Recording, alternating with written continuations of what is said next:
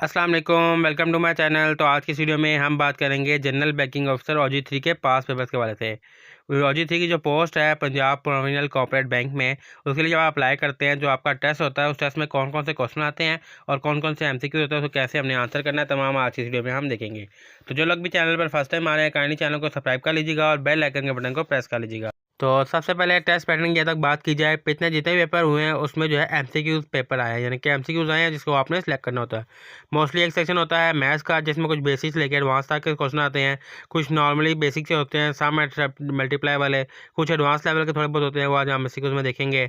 इसके अलावा कुछ इंग्लिश के आते हैं जिसमें ग्रामर होती है, सेंटोनिम एंटोनिम्स होते हैं और सेंटेंस कंप्लीट करना होता है जिसमें कोई वर्ड मिसिंग होता है या वर्ड मिसिंग होता है और नीचे से हमने साइन करना होता है कि इसमें से कौन सा वर्ब जो है वो इसमें लगेगा। ये तमाम हम आगे चल के पढ़ेंगे। फिर आता है बैंकिंग की नॉलेज, आपकी बेसिक टर्म्स वगैरह पूछी जाती है बैंकिंग रिलेटेड। फिर आता है जनरल नॉलेज और करंट अफेयर के मुल्क में क्या चल रहा है, पाकिस्तान में क्या चल रहा है, इंटरनेशनली क्या चल रहा है, ये तमाम वगैरह। तो आज की इस वीडियो में हमें तमाम MCQs को जो इंपॉर्टेंट पिछले पेपर में आए हैं और मोस्टली रिपीटेड हैं, जिनके आने के चांस भी ज़्यादा हैं, वो आज की इस वीडियो में हम कवर करेंगे। तो चलिए वीडियो को स्टार्ट करते हैं। उससे पहले फिर जो चैनल पर फर्स्ट टाइम आ रहे हैं, काइंडली चैनल को सब्सक्राइब जरूर कर लीजिएगा और बेल आइकन के बटन को प्रेस कर लीजिएगा। The ratio of 3 to 12 is, 3 to 12 की क्या रेशो होगी? ऑप्शन हमारे पास 1:3, B 1:4, C 4:3 या फिर D 4:1। देखिए 3 जो है, हम 3 जो 12 जो है वो दोनों जो है 3 पे डिवाइड हो जाते हैं। तो 3 1 ज़ा 3, 3 4 ज़ा 12, तो इसकी रेशो बनेगी 1:4। B तो है 1:4 is the correct answer. Find the GCD of 18 and 24। GCD कहते हैं ग्रेटेस्ट कॉमन डिवाइडर। ये मैंने यहाँ पे लिख दिया, पेपर में अक्सर लिखा नहीं आएगा, सिर्फ GCD लिखा आएगा, तो आपने याद रखना है ग्रेटेस्ट कॉमन डिवाइडर। ये होता ये है कि वो नंबर जिस पे ये दोनों नंबर डिवाइड हो जाएं, 18 और 24 को जो नंबर डिवाइड कर दे उनमें सबसे ग्रेटर कौन सा है। और ऑप्शन हमारे पास A2, B3, C6 और D9। अब जैसे 2 की बात की जाए तो 2 पे दोनों नंबर डिवाइड हो जाते हैं, 2 9 ज़ा 18 और 2 12 ज़ा 24।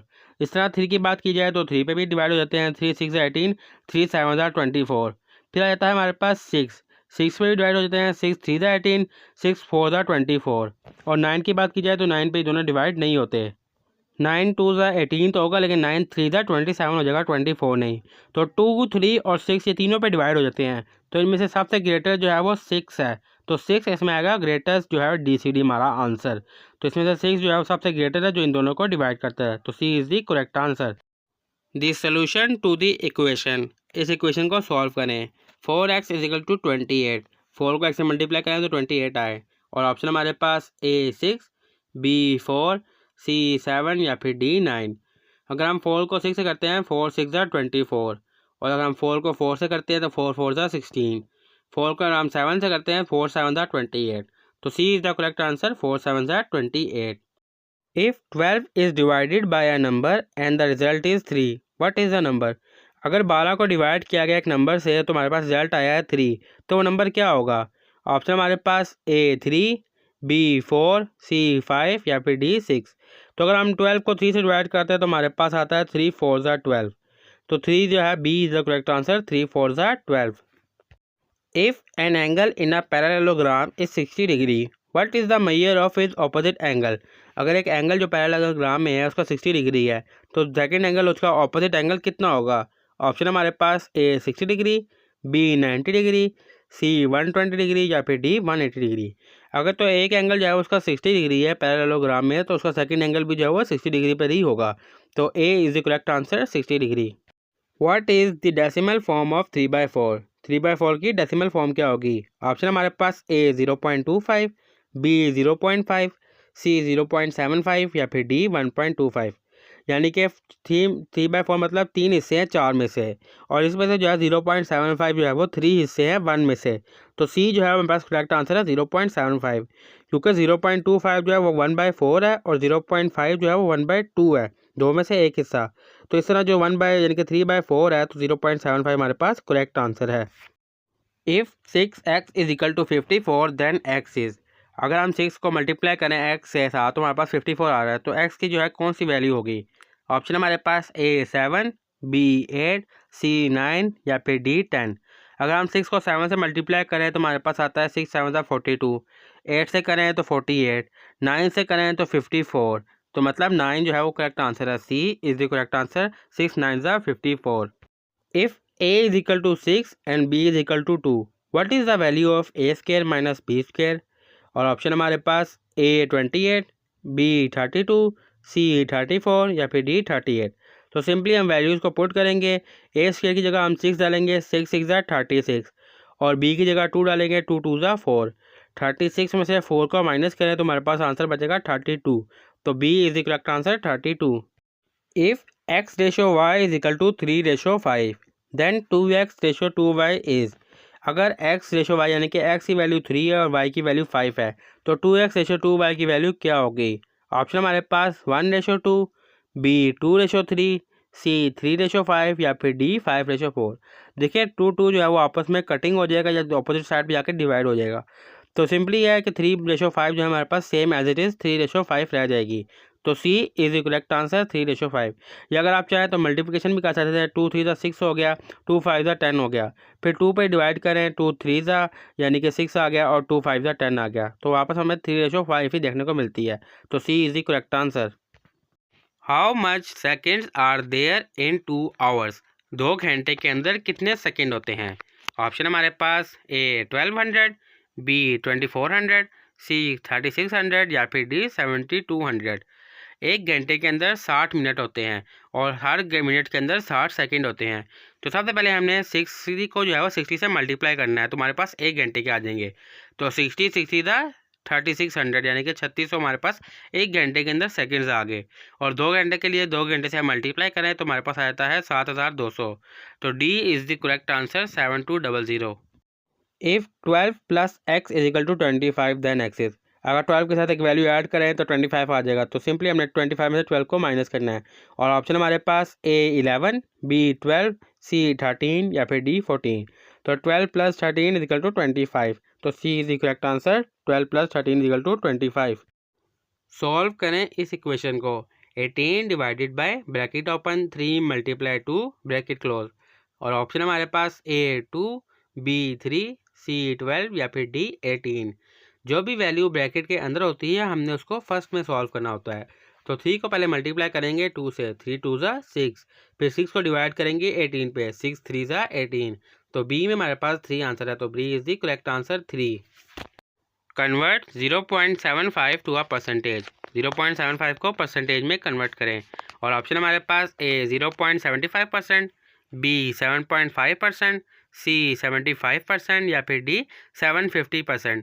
अगर हमने किसी वैल्यूज़ को परसेंटेज में कन्वर्ट करना है तो सिंपली हम उसको 100 से मल्टीप्लाई करेंगे। तो जब हम 0.75 को 100 से मल्टीप्लाई करते हैं तो हमारे पास आंसर आता है 75। तो सी आएगा हमारा answer correct. 75 is the percent is the correct answer C. What is the square root of 225? 225 का स्क्वायर रूट क्या है? अब कैलकुलेटर हमारे पास नहीं होता, हमने इसी तरीके से इसको सॉल्व करना है।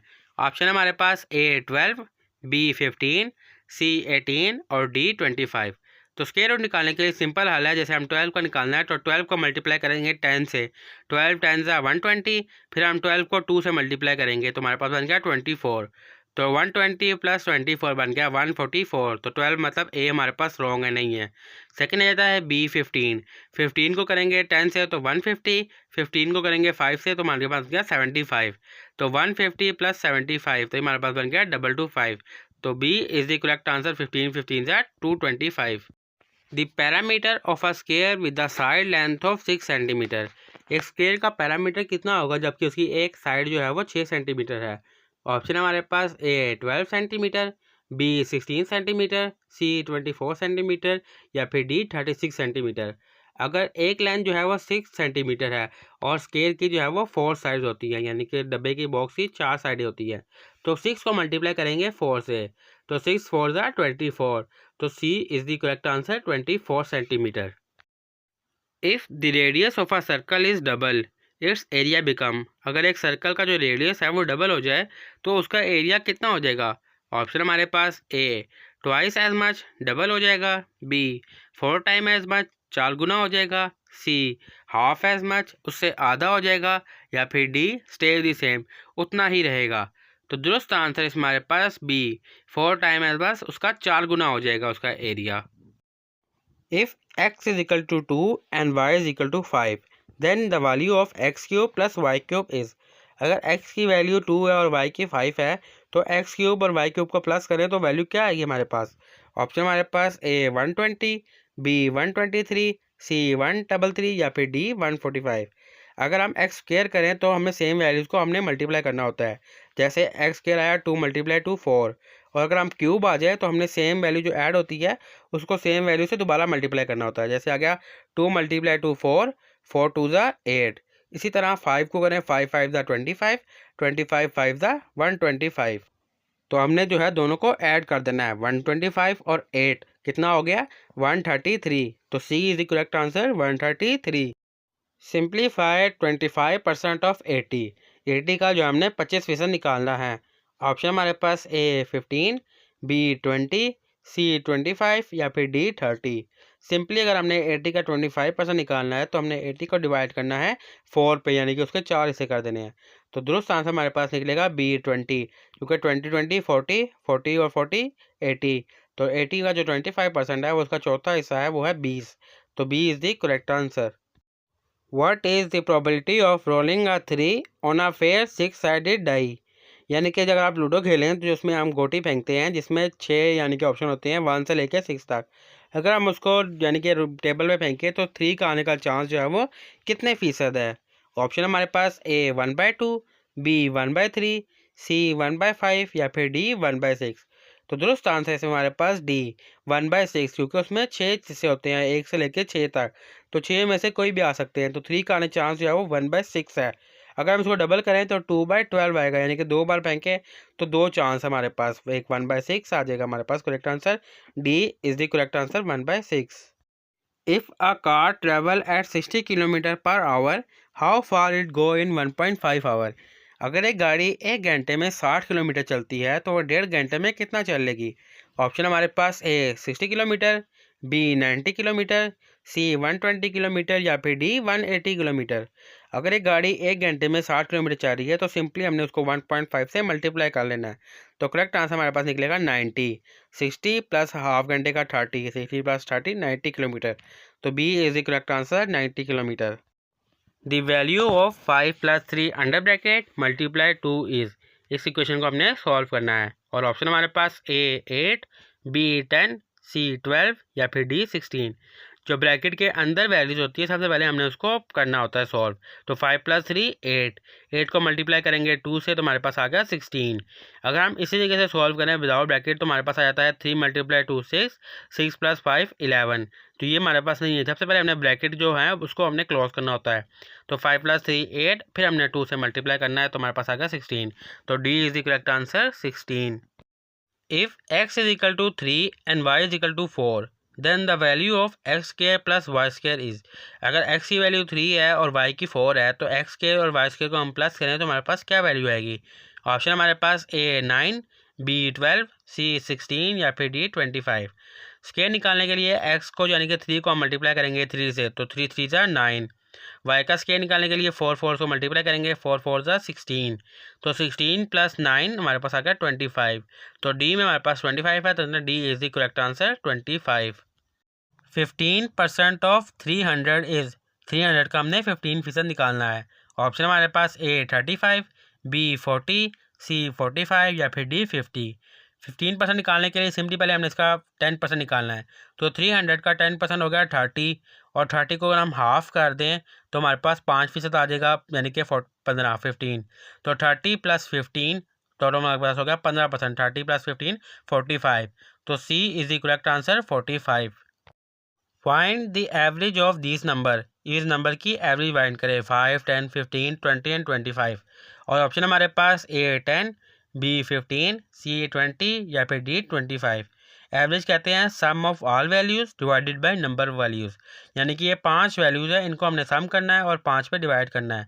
तो अगर हमको सम करें 25 + 20 45 और 15 60 हो गया, फिर 10 70 और 5 75, यानी कि टोटल वैल्यू हमारे पास 75 आ गई है। इसको अगर हम 5 पे डिवाइड करें तो 5 10 = 50, 5 5 = 25, यानी कि 5 15 = 75 हो रहा है, 15 5 = 75। तो B is the correct answer, 15 is the correct answer. The area of a rectangle with length 10 cm and width 5 cm एक जो रेक्टेंगल है उसका एरिया फाइंड करना है जिसकी लेंथ जो है वो 10 सेंटीमीटर है और विड्थ 5 सेंटीमीटर है। तो ऑप्शन हमारे पास ए 25 सेंटीमीटर, बी 35 सेंटीमीटर, सी 50 सेंटीमीटर या फिर डी 60 सेंटीमीटर। एरिया फाइंड करने के लिए सिंपली लेंथ और विड्थ को आपस में हमने मल्टीप्लाई करना है। तो 10 5 हो गया 50, तो C is the correct answer 50 centimetre. What is the result of, इसका रिजल्ट क्या होगा? 5 ब्रैकेट में 6 - 4 फिर ब्रैकेट क्लोज। ऑप्शन हमारे पास ए 5, बी 10, सी 15 या फिर डी 20। देखिए जो ब्रैकेट के अंदर वैल्यूज होती है सबसे पहले वो सॉल्व होती हैं। तो 6 को 4 से माइनस करें तो हमारे पास आ गया 2। तो 2 को 5 से फिर हम मल्टीप्लाई करें तो 5 2 ज़ा 10। 10 जो है वो बी में है, तो B is the correct answer 10। If 3x is equal to 12 what is the x।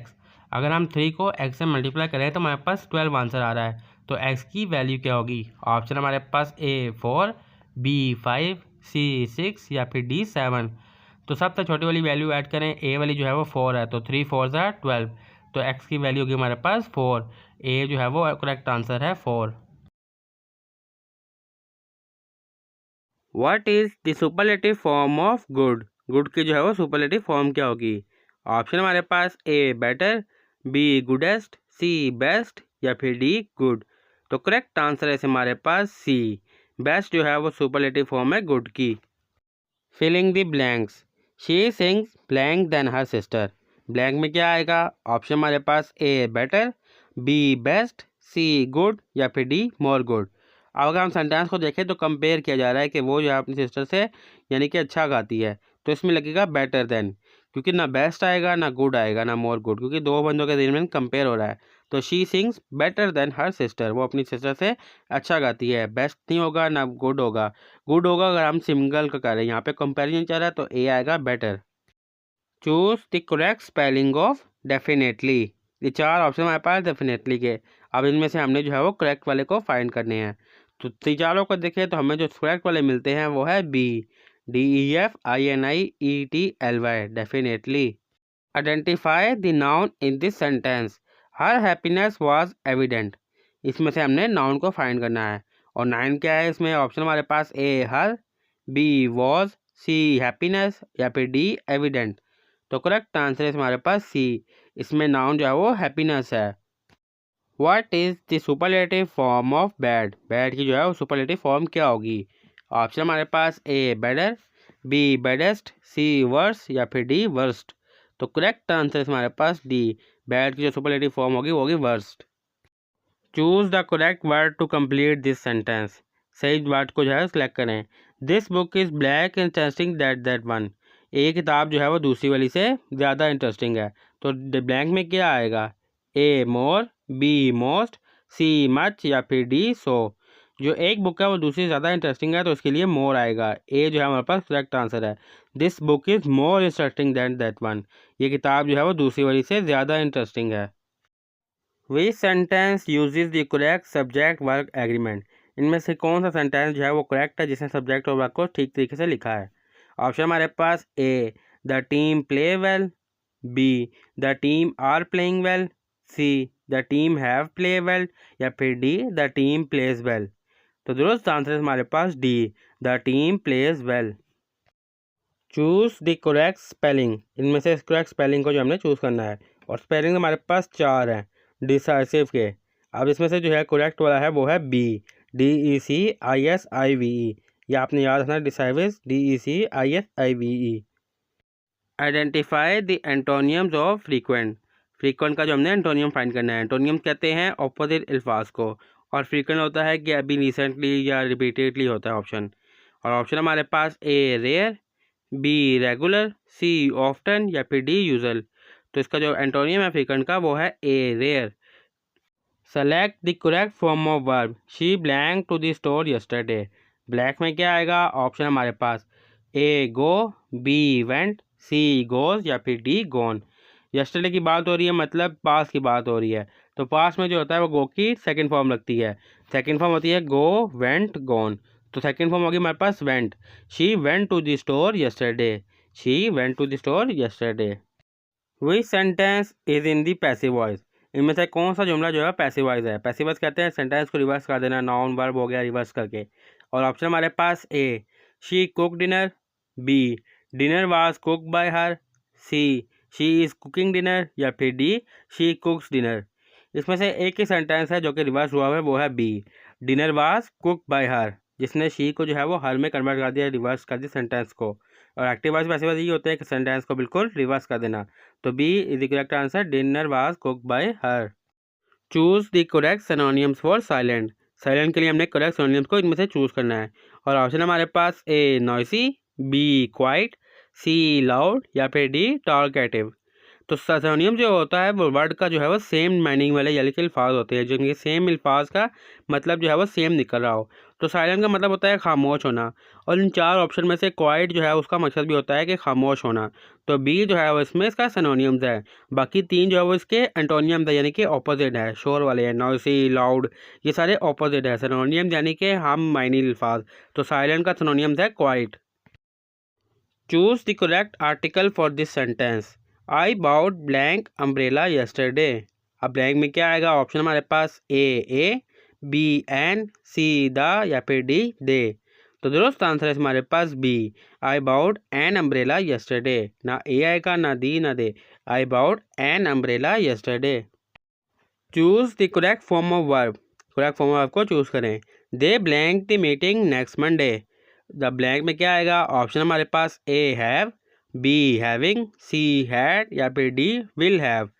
अगर हम सेंटेंस को देखें, सेंटेंस जो है वो फ्यूचर का है कि अगले मंडे को जो है मीटिंग होगी, तो इसके साथ जो है वो विल लगेगा। They will have the meeting next Monday. They will have the meeting next Monday. Choose the correct spelling. सही स्पेलिंग वाले अल्फाज को जो है वो चूज़ करें। और ऑप्शन हमारे पास एक्सपीरियंस। अब ये चार स्पेलिंग दिए गए हैं, इनमें से हमने करेक्ट वाले को सिलेक्ट करना है।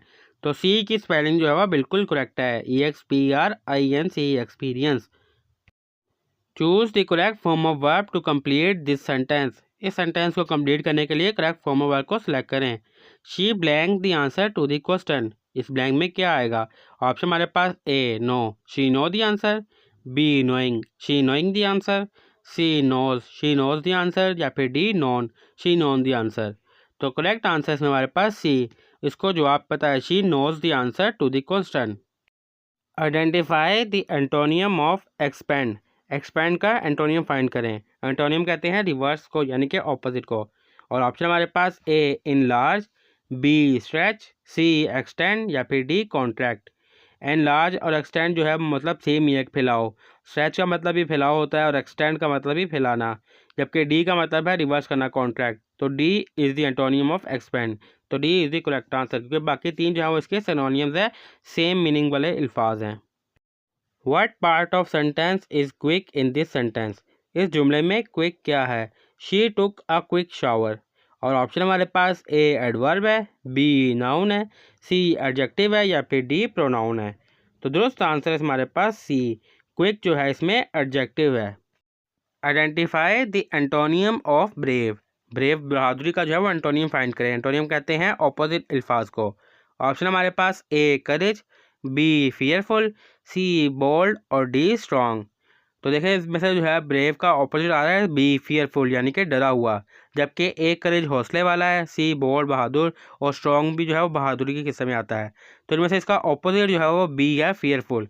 जबकि बाकी तीन जो है वो इसके सिनोनियम्स है, हम मायनी अल्फाज। सिनोनियम्स कहते हैं हम मायनी, और एंटोनियम कहते हैं इसके ऑपोजिट को। तो बी डरा हुआ, fearful is the correct answer.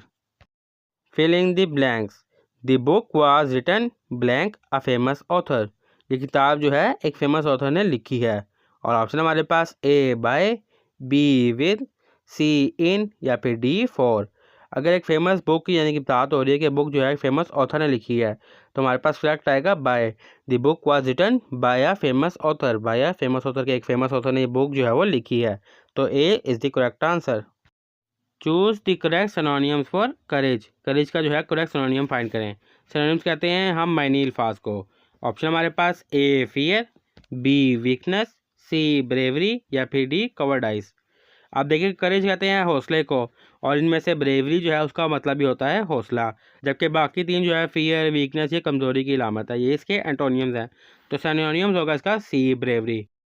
Identify the noun in this sentence. इस सेंटेंस में से नाउन जो है वो क्या है? और सेंटेंस हमारे पास reading is a good habit. पढ़ाई जो है वो एक अच्छी आदत है। और ऑप्शन हमारे पास इसमें A good, B habit, C is या फिर डी रीडिंग। इनमें से नाउन क्या है?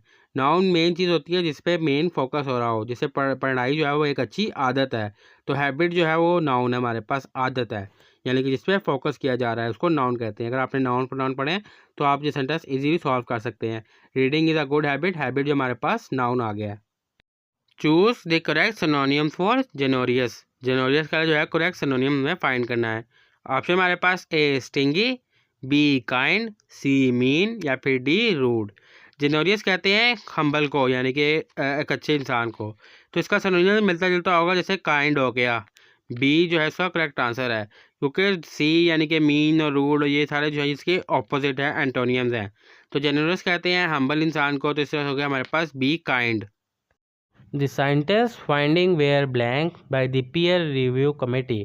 साइंटिस्ट जो है वो पीयर रिव्यू कमेटी की जानिब से जो है वो इंतज़ार कर रहे हैं किसका? ऑप्शन हमारे पास ए रिजेक्टेड, बी डिसमिस, सी इग्नोर या फिर डी अप्रूव। देखिए रिजेक्टेड डिसमिस जो है वो बाद में आती है, लेकिन साइंटिस्ट जिसका इंतज़ार कर रहे हैं वो है डी अप्रूव का इंतज़ार कर रहे हैं कि कमेटी जो है वो इसको अप्रूव कर दे। He is good blank math, वो मैथ में अच्छा है, इसमें एक हेल्पिंग वर्ड मिसिंग है। और ऑप्शन है हमारे पास हेल्पिंग वर्ड फिल करने के लिए A on, B in, C at या फिर डी फॉर। तो करेक्ट हेल्पिंग वर्ब है इसमें हमारे पास C at. He is good at math, वो मैथ में अच्छा है, he is good at math. Choose the correct sentence, हमने जो है दुरुस्त सेंटेंस को टिक करना है। और ऑप्शन है हमारे पास he do not know the answer, उसको जो आपका नहीं पता, he doesn't know the answer, C he did not know the answer या फिर D he doesn't knew the answer. तो करेक्ट आंसर है हमारे पास बी वाला, he doesn't know the answer. Select the correct antonym of optimistic. Optimistic का हमने correct antonym ढूंढना है। और ऑप्शन है हमारे पास ए होपफुल, बी पॉजिटिव, सी पेसिमिटिव या फिर डी चीयरफुल। तो करेक्ट आंसर है इसमें हमारे पास सी पेसिमिस्टिक जो है वो ऑप्टिमिस्टिक का बिल्कुल एंटोनियम है।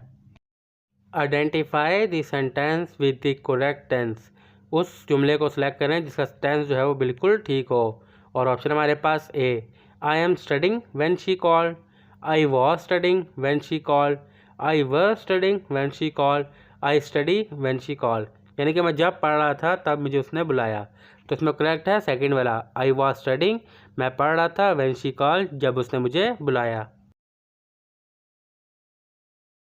What is the full form of IMF? IMF की जो है वो फुल फॉर्म क्या है? ऑप्शन हमारे पास A International Monetary Fund, B international money finance, C international monetary forum या फिर D intergovernmental money fund.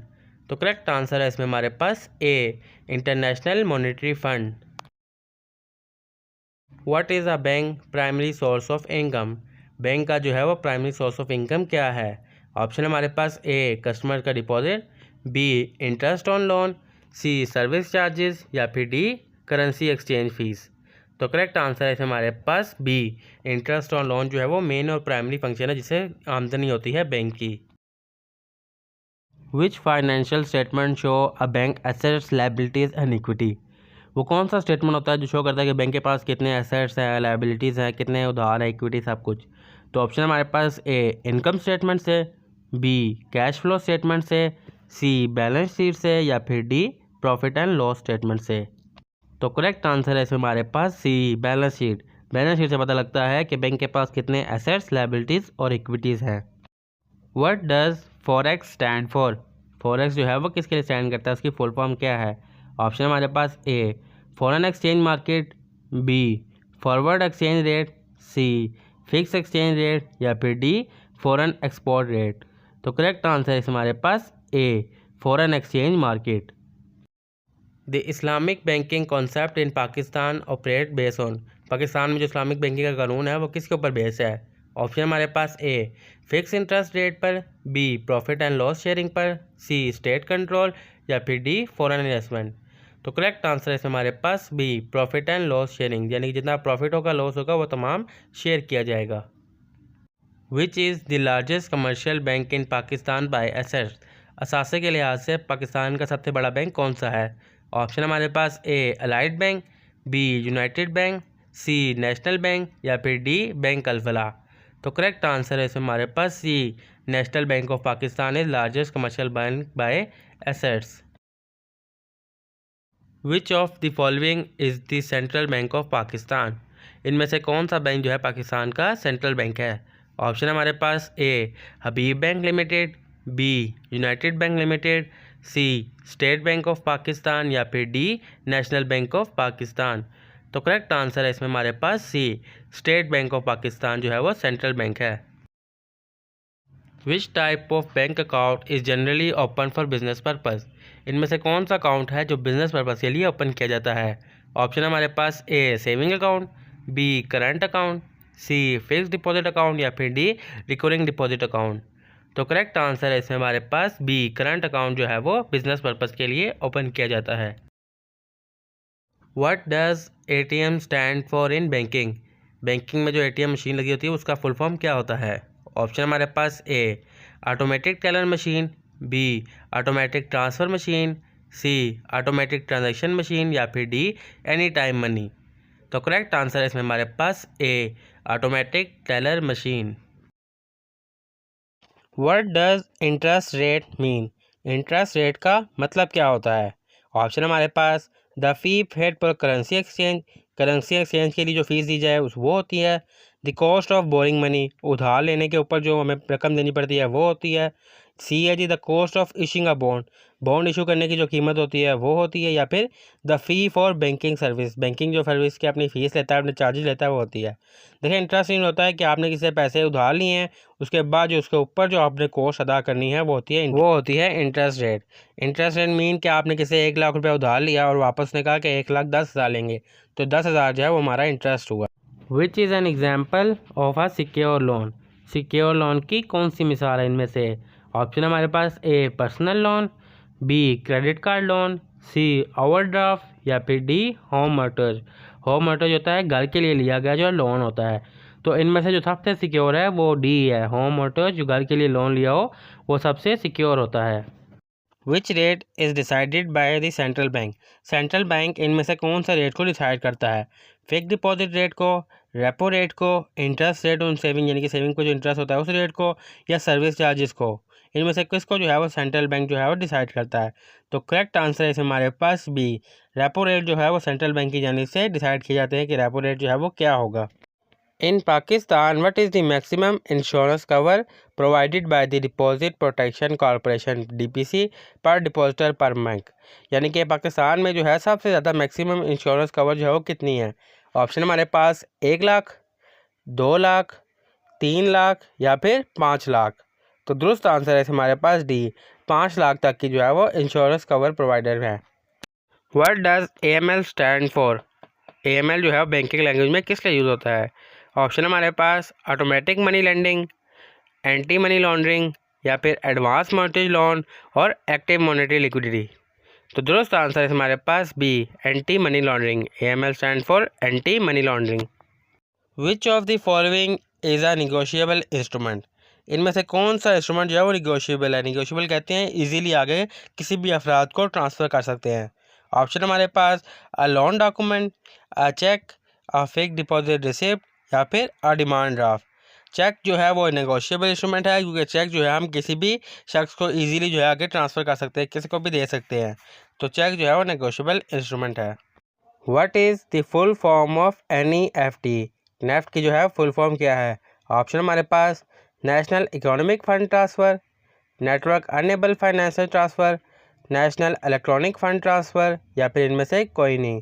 तो दुरुस्त आंसर है इसे हमारे पास C, national electronic fund transfer. What is the full form of FATF? FATF की full form क्या है? ऑप्शन हमारे पास federal anti terrorism force, financial action task force, financial anti theft fund या फिर financial administration and treasury force. तो दुरुस्त answer है हमारे पास B, financial action task force. What does NPL stand for in banking? Banking में जो है वो NPL का फुल फॉर्म क्या होता है? ऑप्शन हमारे पास non performing loan, national public loan, new public lending या नन ऑफ द अबव, इनमें से कोई नहीं। तो दुरुस्त आंसर है हमारे पास A, non performing loan. What is the full form of SBP? SBP की फुल फॉर्म क्या है? ऑप्शन हमारे पास state bureau of Pakistan, state banking policy, state bank of Pakistan या फिर स्टैंडर्ड बैंक ऑफ पाकिस्तान। तो दुरुस्त आंसर है हमारे पास C, state bank of Pakistan. The primary objective of the state bank of Pakistan is to. State bank के जो मेन प्राइमरी ऑब्जेक्टिव यानी कि मेन मकासद हैं वो कौन कौन से हैं? ऑप्शन हमारे पास ए, कंट्रोल इन्फ्लेशन, महंगाई को कंट्रोल करना, बी, इशू करेंसी, नोट जारी करना, सी, रेगुलेट मॉनेटरी पॉलिसी बनाना, या फिर D, all of the above, ये तमाम काम। तो दुरुस्त आंसर है इसमें हमारे पास D, all of the above, ये तमाम काम जो है स्टेट बैंक के प्राइमरी ऑब्जेक्टिव में से हैं। The monetary policy in Pakistan is regulated by. Pakistan में जो मॉनेटरी पॉलिसी बनती है उसको कौन रेगुलेट करता है? ऑप्शन हमारे पास A, ministry of finance, B, security and exchange commission, C, state bank of Pakistan या फिर डी, पाकिस्तान स्टॉक एक्सचेंज। तो दुरुस्त आंसर है हमारे पास C, state of bank of Pakistan जो है वो मॉनेटरी पॉलिसी रेगुलेट करता है।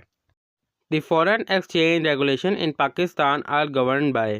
जो पाकिस्तान में फॉरेन एक्सचेंज है उसको कौन रेगुलेट करता है? ऑप्शन हमारे पास A, ministry of finance, B, state bank of Pakistan, C, security and exchange commission of Pakistan या फिर D, Pakistan bankers association.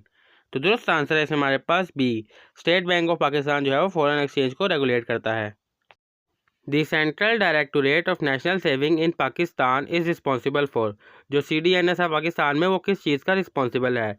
Option हमारे पास ए, इशू गवर्नमेंट बॉन्ड जारी करना, B, offer saving scheme to public के लिए सेविंग स्कीम बनाना, या C, regulation foreign exchange rate, जो फॉरेन एक्सचेंज रेट है उसके कवानीन बनाना, या फिर डी, फैसिलेटिंग इस्लामिक बैंकिंग को प्रोवाइड करना।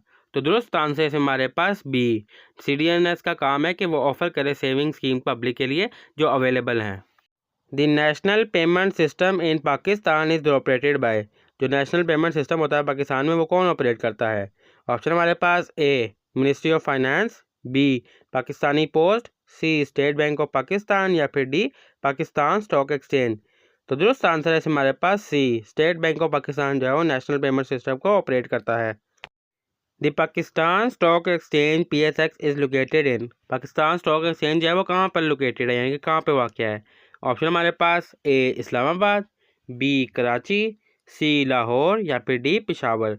तो दुरुस्त आंसर है हमारे पास बी, कराची में वाक़ है Pakistan stock exchange. The SBP monetary policy is publish every. SBP कहते हैं state bank of Pakistan. State bank of Pakistan की जो मॉनेटरी पॉलिसी है वह पब्लिश होती है कब? ऑप्शन हमारे पास ए, ईयर, साल बाद, बी, क्वार्टर कहते हैं बैंकिंग फील्ड में 3 मंथ को यानी कि 3 महीनों बाद, सी, मंथ 1 महीने बाद या फिर डी, वीक हफ्ते बाद। तो दुरुस्त आंसर है हमारे पास बी, क्वार्टर। जो स्टेट बैंक की मॉनेटरी पॉलिसी है वो हर 3 मंथ बाद जो है वो पब्लिश होती है। In Pakistan interest free banking is compoundly refer to as. तो पाकिस्तान में इंटरेस्ट फ्री बैंकिंग है जिसपे यानी कि आपके अकाउंट पे ऊपर जो कैश होती है उस पर इंटरेस्ट नहीं मिलता, वो किस चीज़ को रेफ़र करती है? ऑप्शन हमारे पास ए, इस्लामिक बैंकिंग को, बी, कन्वेंशनल बैंकिंग को, सी, माइक्रो फाइनेंस बैंकिंग को या फिर डी, डेवलपमेंट बैंकिंग को। तो दोस्त आंसर है हमारे पास ए, इस्लामिक बैंकिंग को, क्योंकि इस्लामिक बैंकिंग में जो इंटरेस्ट होता है सूद वो हराम होता है, इसलिए इंटरेस्ट फ्री बैंकिंग जो है वो इस्लामिक बैंकिंग को रेफ़र करती है। The Pakistan stock exchange is regulated by. Pakistan का जो स्टॉक एक्सचेंज है वो कौन रेगुलेट करता है? A, ministry of finance, B, state bank of Pakistan, C, security and exchange commission of Pakistan या फिर D, federal board of revenue. तो दुरुस्त आंसर है हमारे पास C, security and exchange commission SECP जो है वो पाकिस्तान स्टॉक एक्सचेंज को रेगुलेट करती है। Which of the following is consider a micro finance bank in Pakistan. इनमें से कौन सा जो बैंक है वो माइक्रो फाइनेंस बैंक है? ऑप्शन हमारे पास A, national bank of Pakistan, B, first micro finance bank, C, Habib bank limited या फिर डी, बैंक अल्फला। तो दुरुस्त आंसर है हमारे पास B, first micro finance bank. In Pakistan the national saving scheme are manage by. Pakistan में जो नेशनल सेविंग स्कीम है वो कौन मैनेज करता है? ऑप्शन हमारे पास A, ministry of finance, B, state bank of Pakistan, C, security and exchange commission या फिर डी, पाकिस्तान पोस्ट। तो दुरुस्त आंसर है हमारे पास डी, नेशनल सेविंग स्कीम जो है वो पाकिस्तान पोस्ट जो है वो मैनेज करता है। विच country is the largest producer of coffee. यानी कि वो कौन सा मुल्क है जो कॉफ़ी का लार्जेस्ट प्रोड्यूसर है। ऑप्शन है हमारे पास A India, B Colombia, C Brazil या फिर डी वियतनाम। तो करेक्ट आंसर है हमारे पास सी ब्राज़ील।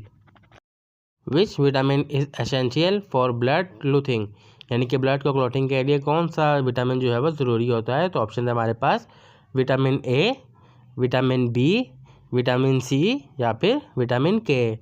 तो करेक्ट आंसर है हमारे पास डी विटामिन के।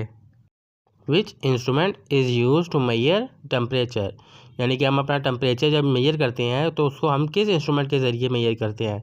ऑप्शन है हमारे पास A barometer, B hygrometer, C thermometer या फिर D एनोमोमीटर।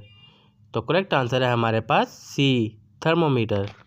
The headquarter of united nation is located in which city, यानी कि यूनाइटेड नेशन का जो हेड क्वार्टर है वो किस शहर में मौजूद है।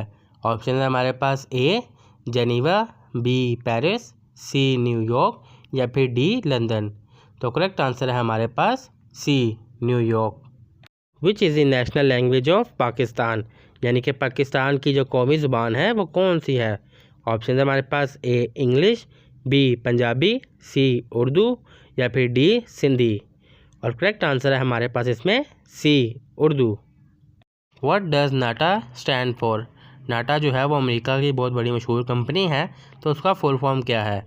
ऑप्शन है हमारे पास North Atlantic treaty organisation, North American treaty organisation, national Atlantic treaty organisation या फिर new Atlantic treaty organisation.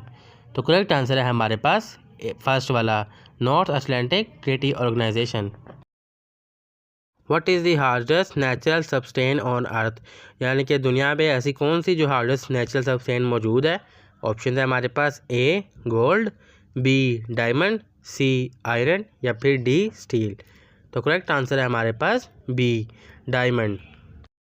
Which sport is known as the king of sports, वो कौन सा खेल है जिसको खेलों का सरदार या बादशाह कहा जाता है। ऑप्शन है हमारे पास A cricket, B football, C tennis या फिर D basketball.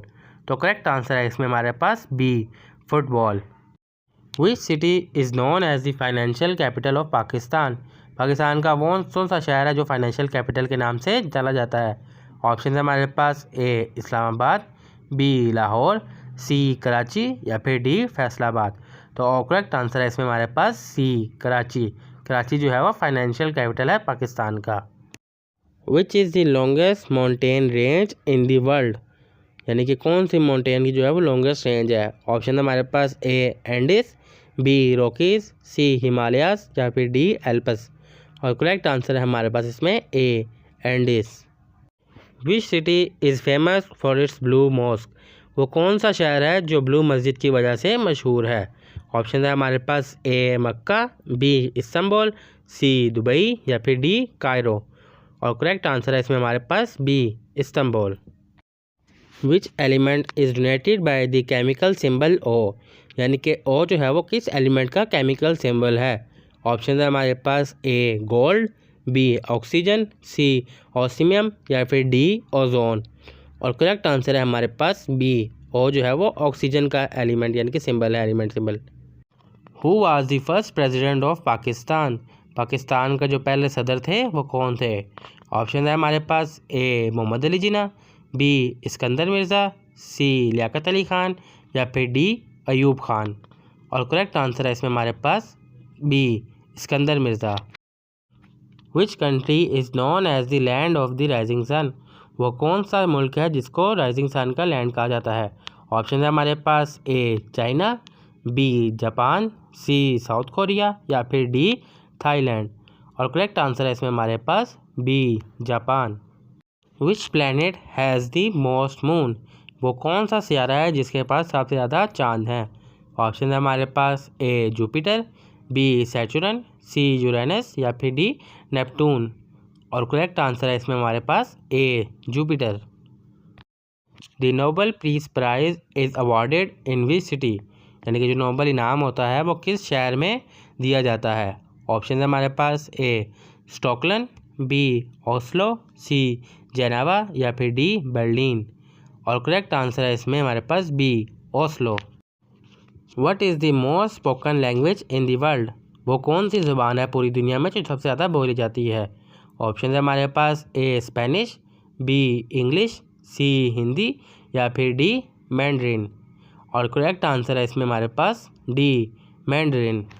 Which planet is known as the red planet, यानी कि वो कौन सा सियारा है जिसको लाल सियारा कह के मुखातिब किया जाता है?